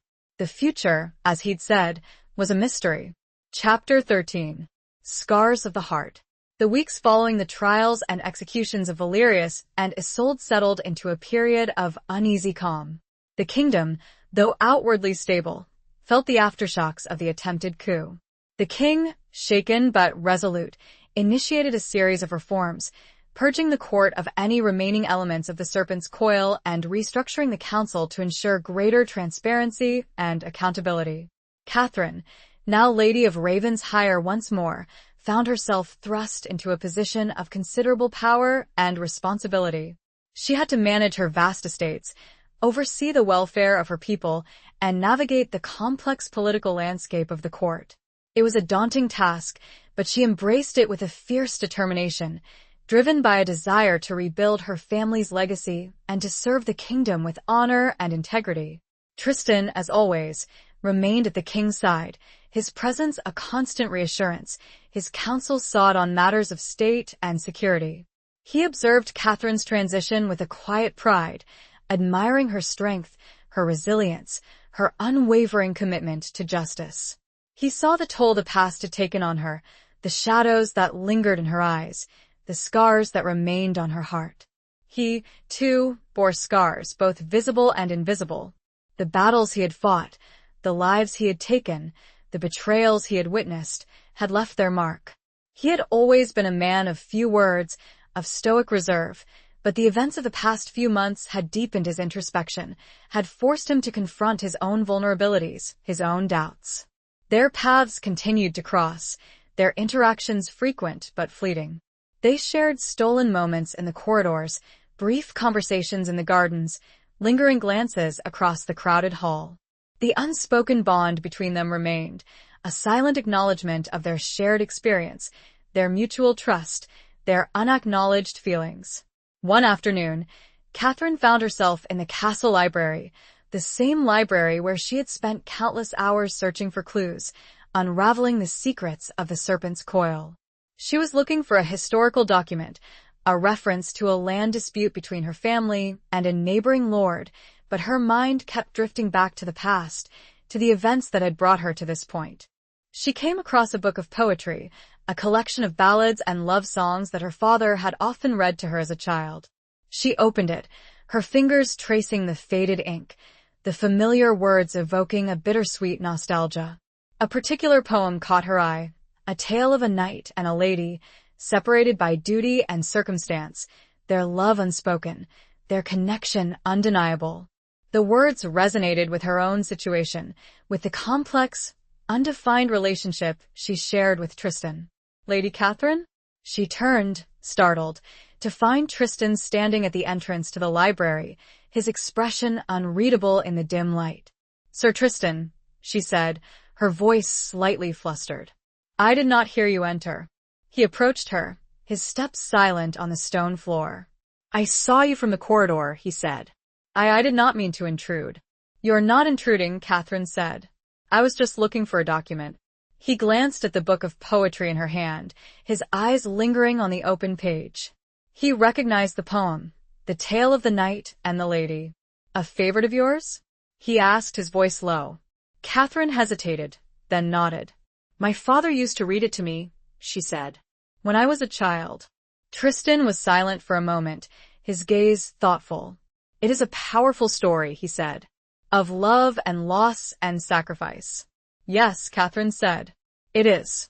They stood in silence, the air thick with unspoken emotions. The poem, the shared memory, the echoes of the past, all converged, creating a moment of intense intimacy. Tristan reached out and gently touched her cheek, his fingers tracing the curve of her jawline. Catherine felt a shiver run through her, a surge of warmth that melted the icy reserve she had so carefully cultivated. You have been through so much, he said, his voice barely a whisper. You have borne so much pain, so much silence. Catherine met his gaze, her eyes filled with tears. And you, she said, her voice trembling. You have your own scars, your own burdens. Tristan nodded, his eyes reflecting a deep sadness, a weariness that he usually kept hidden. We all have our scars, Lady Catherine, he said.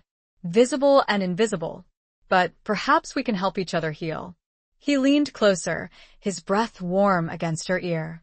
Catherine closed her eyes, her heart pounding, her senses overwhelmed by his presence. He did not kiss her. Not yet. But the promise was there, unspoken but undeniable. The scars of the heart might never fully disappear, but perhaps, together, they could learn to live with them, to find solace and strength in each other's presence.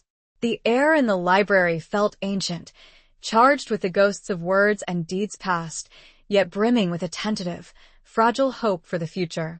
The silence between them was no longer a burden, but a shared space, a sanctuary. Chapter 14. The Unveiling. The king, in recognition of Catherine's service and her restored standing, decided to hold a grand ball in her honor. It was to be a celebration of the kingdom's resilience, a symbol of unity and renewal after the turmoil of the attempted coup. The great hall was transformed, adorned with flowers, tapestries, and shimmering lights. Musicians played lively tunes, and the air was filled with the scent of roasted meats, spiced wine, and the excited chatter of the assembled guests. Catherine, however, felt a sense of unease amidst the festivities.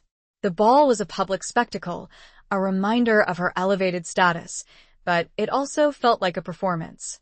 She was expected to play the role of the gracious noblewoman, to smile and dance and make polite conversation, while concealing the complex emotions that churned beneath the surface. She wore a gown of deep sapphire blue, embroidered with silver thread, a gift from the king. It was a beautiful gown, a symbol of her restored wealth and power, but it felt heavy, constricting. She longed for the simplicity of her darker, more practical attire, for the freedom to move and act without the constraints of courtly expectations. Tristan, as always, was present, his presence a reassuring constant amidst the swirling chaos of the ball. He was clad in his formal attire, a dark tunic and breeches, his only adornment the silver wolf's head pendant that he always wore, a symbol of his loyalty and his unwavering protection. He watched Catherine from across the hall, his eyes following her movements, his expression a mixture of admiration and concern. He saw the strain in her smile, the tension in her shoulders, the underlying sadness that she could not quite conceal. He approached her as she stood alone for a moment, observing the dancers swirling across the floor. "Are you enjoying the ball, Lady Catherine?" he asked, his voice low. Catherine turned to him, a faint smile touching her lips. "It is a beautiful spectacle," she said. "But I confess, I am not much for dancing." Tristan nodded. "Neither am I," he said. "I prefer more direct forms of engagement." Their eyes met, a spark of understanding passing between them. They were both warriors, at heart, more comfortable with action than with pretense, with truth than with deception. "I feel," Catherine began, her voice hesitant, "like I am on display. Like everyone is watching me, judging me, expecting me to perform." Tristan's gaze softened. "You are not on display, Lady Catherine," he said. "You are respected, admired. You have earned your place here." "But at what cost?" Catherine asked, her voice barely a whisper. "The secrets, the sacrifices, they weigh heavily." Tristan stepped closer, his presence a comforting shield against the noise and the crowds. "We all carry burdens, Lady Catherine," he said. "But we do not have to carry them alone." He reached out and took her hand, his touch sending a familiar jolt of warmth through her. He led her away from the crowded dance floor, towards a quieter alcove, partially hidden by a tapestry. He began, his voice halting, "I have been thinking about us, about what we have been through, about what we might be." Catherine's heart pounded. She met his gaze, her eyes searching his. "And what have you concluded?" she asked, her voice barely audible. Tristan took a deep breath. "I have concluded," he said, his voice firm, "that I can no longer ignore my feelings. For you. I have tried to suppress them, to deny them, but it is no use." He hesitated, searching for the right words. He was a man of action, not words, and expressing his emotions was a challenge, a vulnerability he had always avoided. "I care for you, Lady Catherine," he said, his voice finally breaking through the barrier of his reserve. "Deeply. More than I have ever cared for anyone. More than I thought possible." Catherine's breath caught in her throat. She had longed to hear those words, had dreamed of them, but hearing them spoken aloud, in his deep, resonant voice, was overwhelming. "And she said, her voice trembling, "I care for you, Sir Tristan. More than I can say." He gently cupped her face in his hands, his thumbs tracing the curve of her cheekbones. His eyes, usually guarded, were filled with a raw emotion of vulnerability that mirrored her own. "I know," he said, his voice husky, "that this is not conventional, that our positions, our pasts make this difficult. But I do not care. I cannot live a lie any longer." He leaned closer, his lips brushing against hers. This time, he did not hesitate. He kissed her, a gentle, tentative kiss at first, then deeper, more passionate, a release of all the pent-up emotions, all the unspoken longing. Catherine responded with equal fervor, her arms wrapping around his neck, her body melting into his. The world around them faded away, the noise of the ball, the prying eyes of the court, all disappeared. There was only the two of them, their hearts beating as one, their souls connected in a moment of profound intimacy. The unveiling was complete, the masks discarded. The truth, long suppressed, was finally free. The future remained uncertain, but for this moment, at least, they had found each other. It was a beginning. Chapter 15. The storm breaks. The kiss, a culmination of unspoken desires and carefully guarded emotions, marked a turning point. The world, however, did not pause to accommodate their newfound intimacy. The court, with its intricate web of alliances and rivalries, continued its relentless dance, and Catherine and Tristan were inextricably caught within its currents. The king, grateful for their service and aware of the growing bond between them, sought to formalize their connection. He proposed a betrothal, a union between House Ravenhire and House de Clare, a strategic alliance that would further strengthen the kingdom and solidify their positions within the court. The proposal, though seemingly advantageous, presented a new set of challenges. A formal betrothal would bring their relationship into the public eye, subjecting it to scrutiny, gossip, and the inevitable political machinations of their rivals. It would also restrict their freedom, forcing them to conform to the expectations of their respective roles, to navigate the complex protocols of courtly love and marriage. Catherine and Tristan, accustomed to operating in the shadows, to communicating through subtle gestures and unspoken understandings, found themselves grappling with the implications of this public declaration. They met in secret, in the same alcove where they had shared their first kiss, the tapestry a silent witness to their evolving relationship. The king's proposal, Catherine began, her voice hesitant. It changes things. Tristan nodded, his expression serious. It does, he said. It makes our connection public. Official. Are you ready for that? Catherine asked, her eyes searching his. Are you ready to relinquish your freedom? Your privacy? Tristan's gaze was unwavering. I am ready for anything, he said, as long as I am with you. But the question is, are you ready, Lady Catherine? Are you ready to be my wife? To be bound to me forever? Catherine's heart pounded.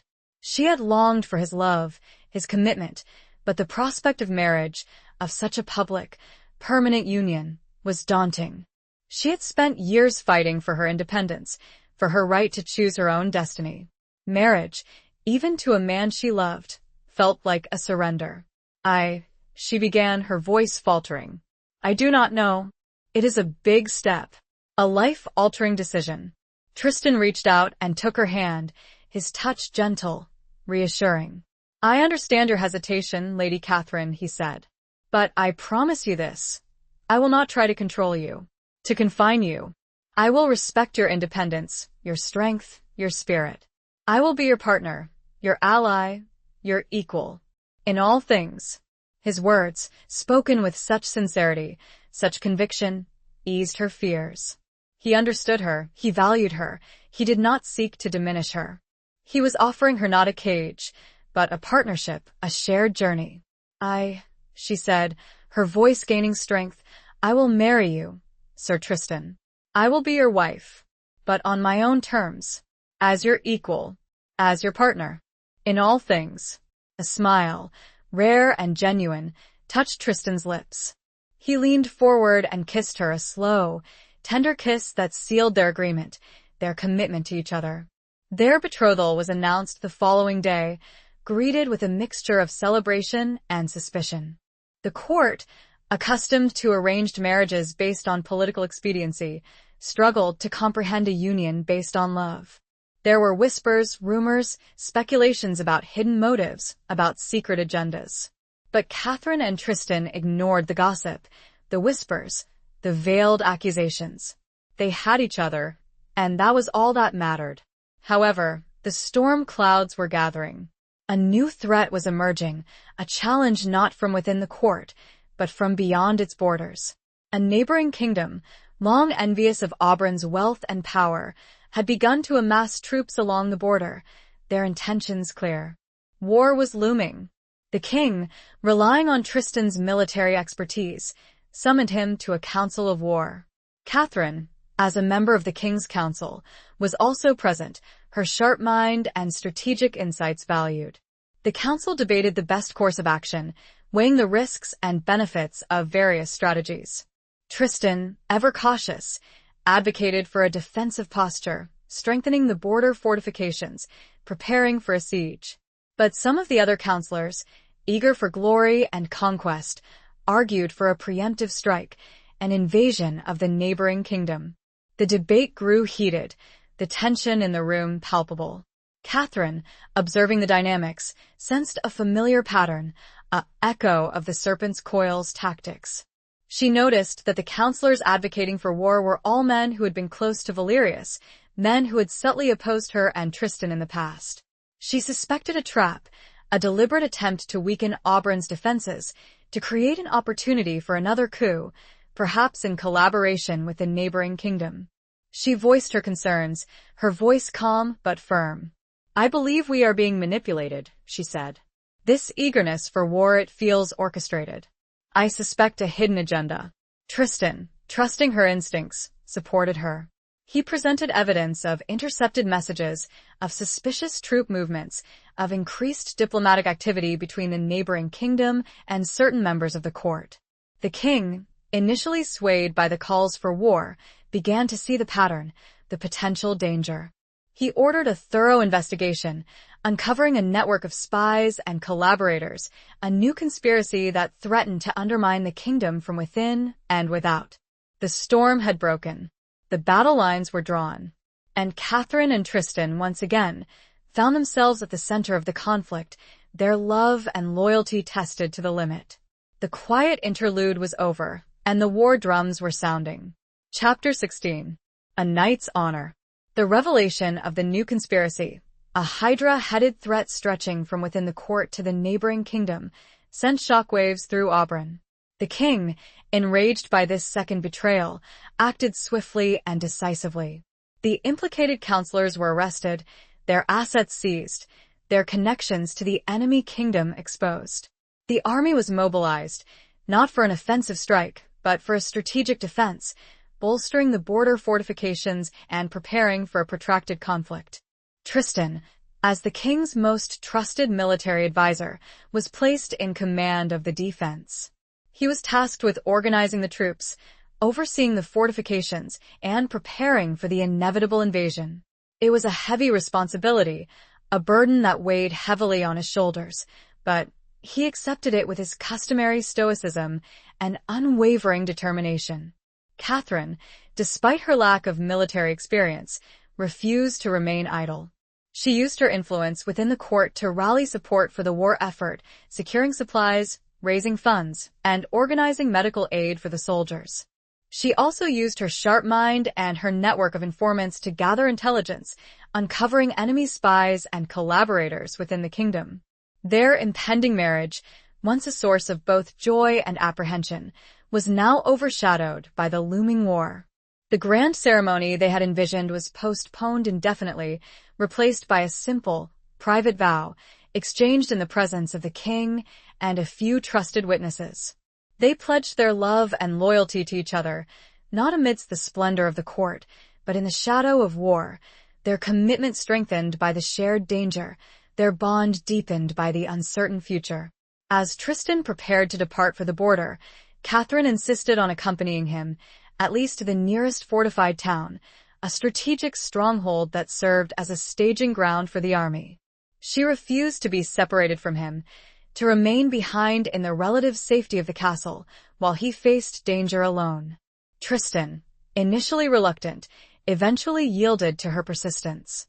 He knew her strength, her resilience, her unwavering determination. He also knew that he could not deny her, could not bear to be parted from her, not when the future was so uncertain. They rode together to the fortified town, a journey marked by a somber silence, punctuated by the occasional exchange of worried glances and reassuring touches. The landscape, once vibrant and lush, now seemed bleak and desolate, reflecting the mood of the kingdom.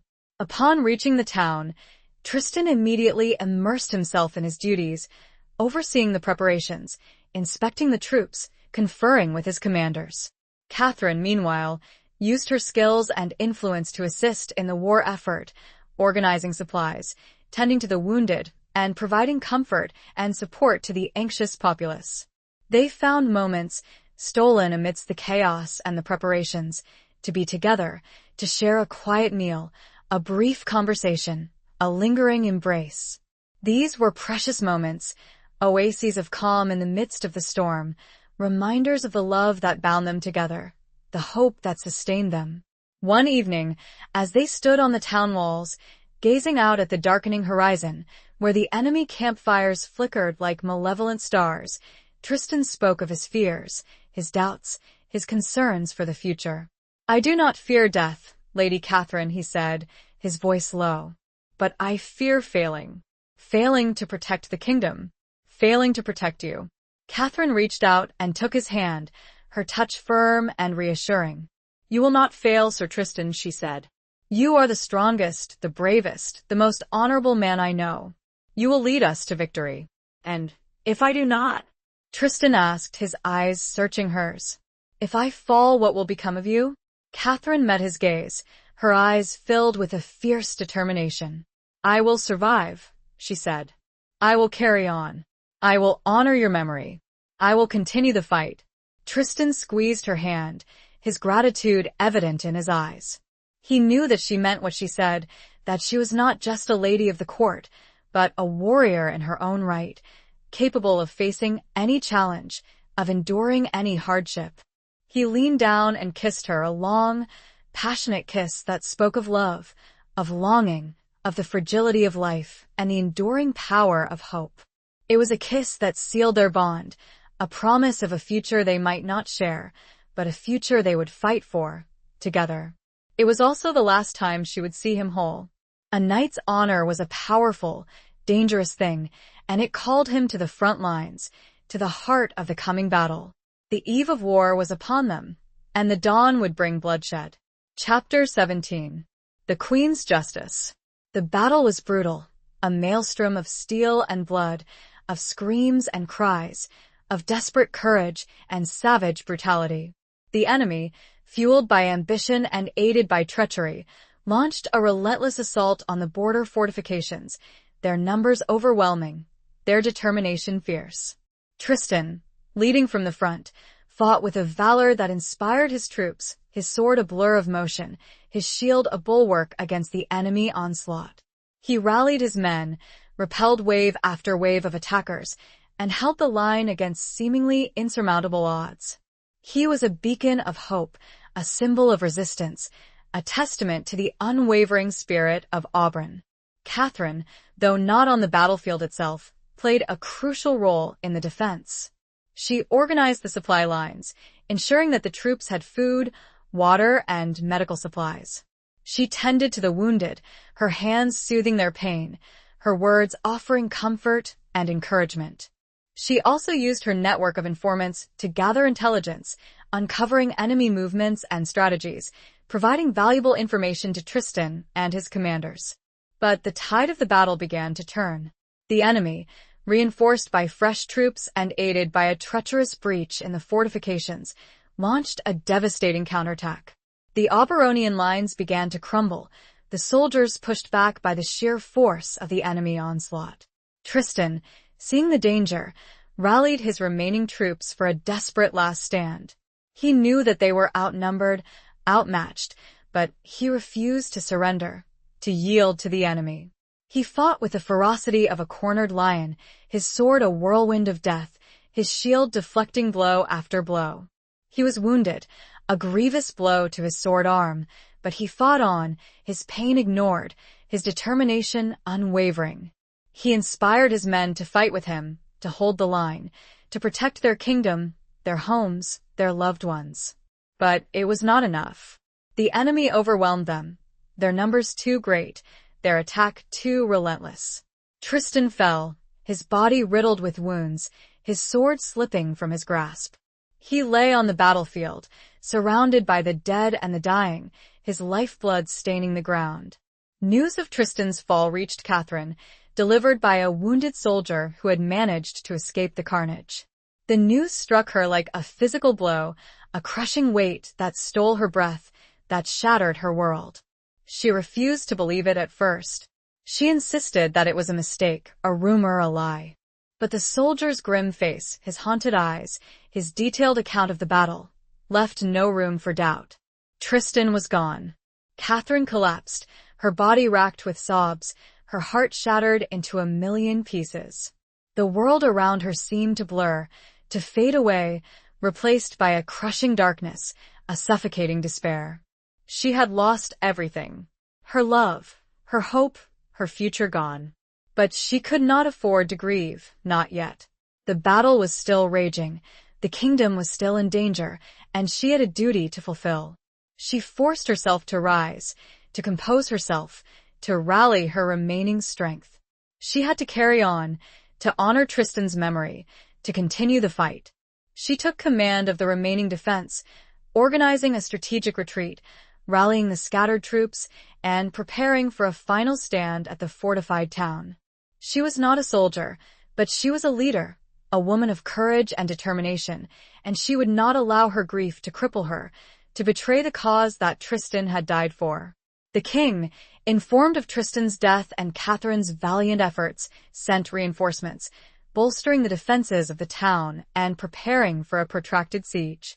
He also sent a message to Catherine, praising her courage, her leadership, and her unwavering loyalty. Lady Catherine, the message read, "You have shown yourself to be a true daughter of Ravensshire, a true leader of Auburn. You have honored Sir Tristan's memory, and you have inspired us all. The kingdom owes you a debt of gratitude that can never be repaid." Catherine received the message with a mixture of pride and sorrow. She had done her duty, she had honored Tristan's memory, but the victory felt hollow, the praise empty. The price of freedom had been high, and she had paid the ultimate price. The siege of the town lasted for weeks, a grueling test of endurance and resilience. Catherine, despite her grief, remained steadfast, her leadership unwavering, her spirit unbroken. She inspired the defenders, rallied the troops, and organized the defenses, repelling wave after wave of enemy attacks. Finally, after weeks of relentless fighting, the enemy, exhausted and demoralized, lifted the siege and retreated. Auburn had been saved, but at a terrible cost. The king, recognizing Catherine's pivotal role in the victory, declared a day of mourning for Tristan and a day of celebration for Catherine. He also announced a new decree, a law that would forever change the kingdom. In recognition of Lady Catherine's service and in honor of Sir Tristan's sacrifice, the king declared, "I hereby decree that women in Auburn shall have the right to inherit titles, to own land, and to participate in the governance of the realm. They shall be judged not by their gender, but by their merit, their courage, and their loyalty." It was a revolutionary decree, a radical departure from the traditional laws of the kingdom. It was Catherine's justice, the Queen's justice. The victory was bittersweet, the future uncertain, but a new era had dawned, an era of equality, of opportunity, of hope. Catherine had secured an enduring triumph, not just for herself, but for all the women of Auburn. Chapter 18. Threads of Fate. The aftermath of the war was a period of rebuilding and reflection. The kingdom, scarred but not broken, slowly began to heal. The border fortifications were strengthened, the army was reorganized, and the wounds of the conflict, both physical and emotional, began to mend. Catherine, now hailed as a national heroine, found herself burdened with a new level of responsibility. She was not only the Lady of Ravensshire, but also a trusted advisor to the king, a symbol of hope and resilience for the people of Auburn. She dedicated herself to implementing the king's decree, ensuring that women throughout the kingdom were given the opportunities they deserved, that their voices were heard, their talents recognized. She also oversaw the rebuilding of her own estates, restoring the land and the lives of her people who had suffered greatly during the war. She worked tirelessly, driven by a desire to honor Tristan's memory, to create a better future for her people, to build a kingdom worthy of the sacrifices that had been made. But despite her accomplishments, despite the accolades and the recognition, she felt a profound emptiness, a void that could not be filled. Tristan was gone, and with him, a part of her soul had died. She missed his presence, his quiet strength, his unwavering support, his gentle touch, his rare smile. She missed their conversations, their shared laughter, their unspoken understanding. She missed the man she loved. She visited his grave often, a simple stone marker in the fortified town where he had fallen, a place that had become a shrine for the people of Auburn, a symbol of their gratitude and their loss. She would stand there for hours, talking to him, sharing her thoughts, her feelings, her hopes, her fears. She found solace in his memory, in the knowledge that he had died a hero, that his sacrifice had saved the kingdom. One day, as she stood by his grave, she noticed a small, unfamiliar object lying on the ground, partially hidden beneath a cluster of wildflowers. She picked it up, her fingers tracing its smooth surface. It was a locket, a silver heart-shaped locket, intricately carved with the image of a falcon in flight. She recognized the falcon. It was the symbol of the abandoned monastery, the secret meeting place of the Serpent's Coil. But this locket was different. It was not a symbol of treachery and betrayal, but of something else, something familiar. She opened the locket, her heart pounding with a sudden, inexplicable hope. Inside, there were 2 miniature portraits. One was of a beautiful woman, with dark hair and emerald green eyes, a woman she recognized instantly. It was her mother, a woman she had never known, a woman who had died giving birth to her. The other portrait was of a young man, with dark hair and stormy gray eyes, a man with a faint scar running from his temple to his jaw. A man she knew intimately. It was Tristan. But this was a younger Tristan, a Tristan before the battles, before the scars, before the burdens of duty and responsibility. Catherine gasped, her breath catching in her throat. The locket, it was Tristan's. But why would it mean? She clutched the locket tightly, her mind racing. She remembered Tristan's words, spoken on the eve of the battle. "We all have our scars, Lady Catherine. Visible and invisible." He had never spoken of his past, of his family, of his life before he became the king's shadow. He had always been a man of secrets, a man of mystery. But this locket, it revealed a hidden layer, a connection to her own past, a thread of fate that she had never suspected. She realized, with a sudden, shocking clarity, that Tristan was not just her lover, her protector, her partner. He was family. Distant family, perhaps, but family nonetheless. The falcon symbol, the monastery, it all made sense now. Tristan's family, like hers, had been victims of the Serpent's Coil, their lives intertwined by a shared tragedy, a shared history. Their love, it turned out, had deeper roots than she knew. He was tied to her, as she to him, long before they'd met in the Great Hall. The threads of fate, woven long ago, had brought them together, had bound them in a love that transcended time, that defied death, that would endure forever. The discovery was bittersweet, a reminder of what she had lost, but also a source of profound comfort, a connection that could never be broken. Chapter 19. Beyond the Walls. The revelation of Tristan's connection to her family, a secret whispered by the silver locket, sent Catherine on a new quest. She needed to understand the full story, to uncover the details of their shared past, to piece together the fragments of history that had shaped their lives. She returned to the castle library, the place where she had first uncovered the secrets of the Serpent's Coil, but this time, her focus was different. She was not searching for evidence of treachery and betrayal, but for clues to her own family history and to Tristan's.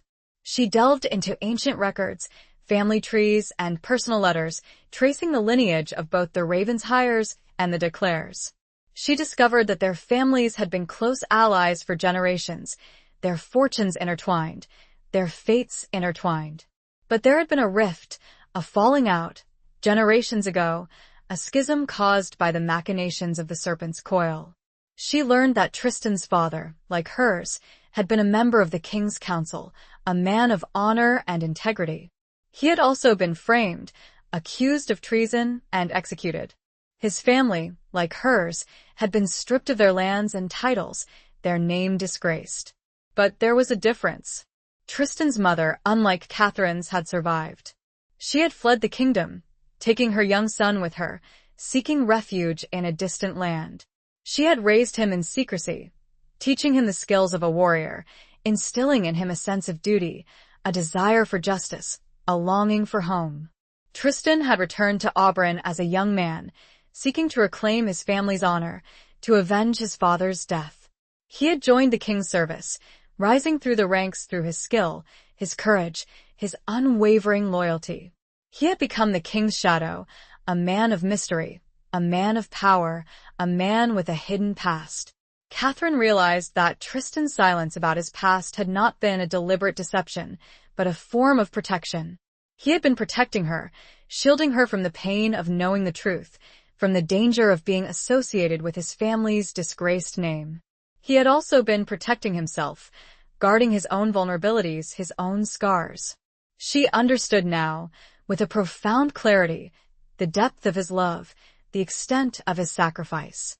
He had put her needs, her safety, above his own, had carried the burden of their shared past alone, had silently fought for their intertwined destinies. Armed with this new knowledge, Catherine decided to travel to the fortified town where Tristan had fallen, to visit his grave once more, but also to seek out any traces of his past, any remnants of his family's presence in that region. She traveled alone, this time, eschewing the grand entourage of a noblewoman, preferring the simplicity and anonymity of a common traveler. She wanted to connect with the people, to hear their stories, to understand the world beyond the castle walls, the world that Tristan had known and loved. She reached the town, a place that had become a symbol of both tragedy and triumph, a place where the memory of Tristan was revered, his sacrifice honored. She visited his grave, the simple stone marker now adorned with flowers, tokens of gratitude, and symbols of remembrance. She spent hours there, talking to him, sharing her discoveries, her feelings, her newfound understanding of their shared past. She felt his presence, his spirit, his love, surrounding her, comforting her, guiding her. She also spoke to the townspeople, asking about Tristan, about his family, about any stories they might know. She discovered that Tristan had been more than just a warrior, more than just the king's shadow. He had been a benefactor, a protector, a friend to the people of the town. He had helped them rebuild after the war, had provided them with resources, had listened to their concerns, had treated them with respect and kindness. She learned that his mother, before her death, had lived in a small cottage on the outskirts of the town, a place where she had tended a garden, cared for the sick, and shared her wisdom with those who sought her counsel. She had been known as a healer, a wise woman, a woman of quiet strength and unwavering faith. Catherine visited the cottage, now abandoned, but still bearing the traces of its former inhabitant. She found a small, wooden chest, hidden beneath the floorboards, containing a few personal belongings, a faded portrait of Tristan's father, a worn book of prayers, a silver locket identical to the one she had found, and a letter, addressed to Tristan, written in his mother's elegant hand. The letter was a testament to a mother's love, a farewell message filled with wisdom, with guidance, with hope. It spoke of their family's history, of their connection to the Ravenshire's, of the importance of justice, of the power of love, of the enduring strength of the human spirit. It also revealed a secret, a final piece of the puzzle. Tristan, his mother wrote, had a sister, a younger sister who had been born shortly before their father's death. The sister had been sent away, entrusted to the care of a loyal servant, to protect her from the dangers that threatened their family. The sister's name was Catherine. Catherine stared at the letter, her mind reeling, her heart pounding. She was Tristan's sister, not by blood, but by circumstance, by fate, by a shared history of loss and betrayal. Their love, it turned out, was not forbidden, but familial. A different kind of love, a deeper kind of connection. She wept for what might have been, but mostly she cried for the sheer, breathtaking scope of his sacrifice, for the love that had driven him all along. Beyond the castle walls, beyond the titles and the expectations, she had discovered a new level of meaning, and she was now ready to take his place as guardian of the realm. Chapter 20. The Reckoning of Love and Duty. The knowledge of their shared past, of their intertwined destinies changed everything for Catherine. It was not a negation of their love, but a transformation, a deepening of the bond that connected them. It was a love rooted not in romantic passion, but in a profound sense of kinship, of shared loss, of mutual respect and admiration. She returned to Auburn, her heart heavy with grief, but also filled with a newfound sense of purpose. She had a duty to fulfill, a legacy to uphold, a kingdom to protect. She would honor Tristan's memory not by retreating into mourning, but by embracing the challenges that lay ahead, by becoming the leader he had always believed her to be.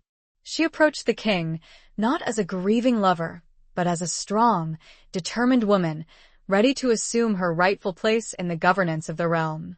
She presented him with the evidence she had uncovered, the details of Tristan's family history, the letter from his mother, the confirmation of their shared connection to the Ravenshire's.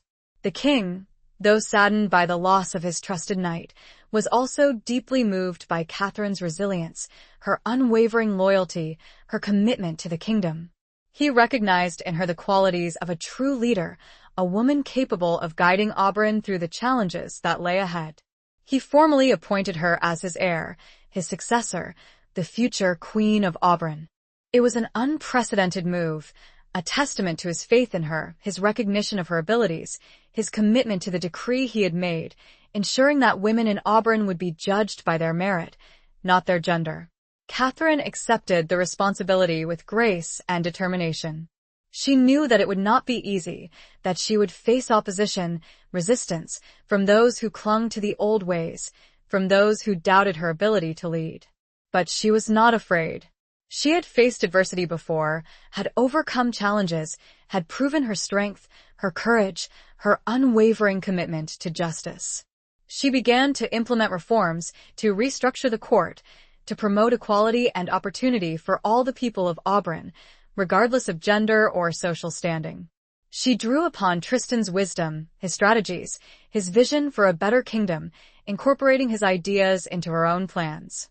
She also established a new order of knights, an order dedicated to upholding the values that Tristan had embodied: honor, courage, loyalty, and service. She named the order the Knights of the Falcon, in honor of Tristan's family crest and in memory of the abandoned monastery, the place where their shared past had been revealed. The kingdom, under Catherine's leadership, began to flourish. The economy prospered, the people thrived, and the threat of war receded. Auburn became a beacon of hope, a model of justice and equality, a testament to the enduring power of love, of loyalty, of sacrifice. Catherine, though she never forgot Tristan, though she carried his memory in her heart, found a new sense of peace, a new sense of purpose. She had found her place in the world, her destiny, her calling. She was not just the Lady of Ravensshire, not just the king's heir, not just a grieving lover. She was the queen, the protector of her people, the guardian of the realm. One evening, as she stood on the castle battlements, gazing out at the peaceful landscape, she felt a presence beside her, a familiar warmth, a gentle touch. She turned, expecting to see one of her advisors, one of her guards, but there was no one there. She smiled, a faint, wistful smile. She knew it was him, Tristan. His spirit, his love, his presence would always be with her, guiding her, protecting her, inspiring her. She looked up at the sky, at the stars that twinkled like diamonds, at the moon that bathed the landscape in a silvery glow. She whispered his name, a silent promise, a heartfelt vow. "I will not fail you, Tristan," she said. "I will honor your memory. I will protect our kingdom. I will love you always." The wind whispered through the battlements, carrying her words away, a message to the heavens, a testament to the enduring power of love, of loyalty, of duty. The reckoning of love and duty had been made, the balance found, the future secured. She was ready. She was the queen, and the kingdom was at peace. Epilogue. Years passed, and Auburn flourished under Catherine's wise and just rule. The kingdom prospered, its people thriving, its borders secure. The scars of war faded, replaced by a sense of unity, of purpose, of shared destiny. Catherine, the queen who had risen from the ashes of loss and betrayal, became a legend, a symbol of hope and resilience, a testament to the enduring power of the human spirit. She never remarried. Though many suitors sought her hand, drawn by her beauty, her power, her reputation, she remained true to the memory of Tristan, to the love that had shaped her life, to the bond that transcended death. She found fulfillment in her service to her people, in her commitment to justice, in her dedication to building a better world. She ruled with wisdom and compassion, guided by the principles that Tristan had embodied: honor, courage, loyalty, and service. She implemented reforms that benefited all the people of Auburn, regardless of gender or social standing. She promoted education, fostered the arts, and encouraged trade, creating a kingdom that was both prosperous and just. She often visited the fortified town where Tristan had fallen, the place that had become a pilgrimage site for the people of Auburn. She would stand by his grave, the simple stone marker now surrounded by a beautiful garden, a place of peace and reflection. She would talk to him, sharing her triumphs, her challenges, her hopes, her fears. She felt his presence, his spirit, his love, guiding her, protecting her, inspiring her. She also maintained the cottage where Tristan's mother had lived, transforming it into a school for girls, a place where young women could learn to read and write, to think critically, to develop their talents, to become leaders in their own right. She named the school the Falcon's Nest, in honor of Tristan's family and in memory of the secret that had brought them together. As she grew older, Catherine began to prepare for her own passing, ensuring that the kingdom would be in good hands. She chose a young woman, a bright and capable orphan girl whom she had taken under her wing, as her successor. She trained her, mentored her, instilled in her the values that had guided her own reign. On the eve of her death, surrounded by her loyal advisors, her trusted friends, and the young woman who would succeed her, Catherine felt a sense of peace, of fulfillment, of completion. She had lived a full life, a life of love and loss, of challenge and triumph, of duty and sacrifice.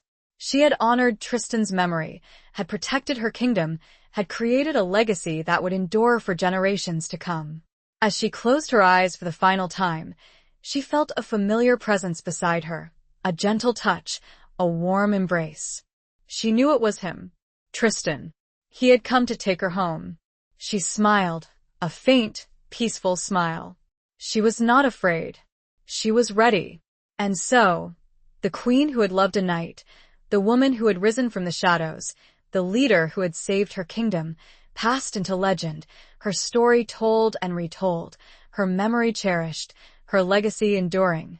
The threads of fate, woven long ago, had brought them together, had separated them, had reunited them in a love that transcended time, that defied death, that would live on forever.